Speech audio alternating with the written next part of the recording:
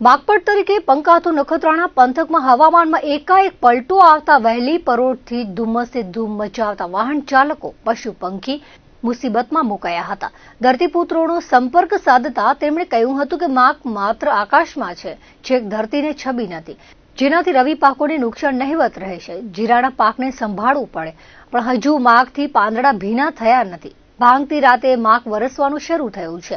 11 વાગ્યા સુધી સૂર્યનારાયણે દર્શન દીધા નથી। નનામો ડુંગર, ધીણોધર ડુંગર, વિથોણ સહિતના ડુંગરે સફેદ ચાદરમાં લપેટાયા છે। સમગ્ર પંથકમાં શબનમનું સામ્રાજ્ય બરકરાર રહ્યું છે। ભુજ નખત્રાણા હાઈવે પર ગાઢ ધુમ્મસ છવાતા વિઝિબિલિટી લગભગ 0 થઈ ગઈ છે, જેના કારણે વાહન ચલાવવું વાહન ચાલકો માટે મુસીબત ભર્યું હતું। હોર્ન સિગ્નલ ગતિ નિયંત્રિત રાખીને વાહન ચાલકો વાહન હંકારતા હતા। વહેલી સવારે દૂધ છાપાના ફેરિયા તથા શાળાએ જતા છાત્રોને પણ તકલીફ પડી હતી। હવામાનના તજજ્ઞોએ કહ્યું હતું કે ભાદરવી પૂનમ આસપાસ મેળામાં ઓછું આપે છે। 7 માસ બાદ ફરી પોષ માસમાં પાકનું સામ્રાજ્ય વધુ હોય છે। માગથી ઠંડી ગુમ હતી, ઠંડો પવન બંધ હતો। સંક્રાંત પૂર્ણ થતાં જ હવામાન પલટાયું છે।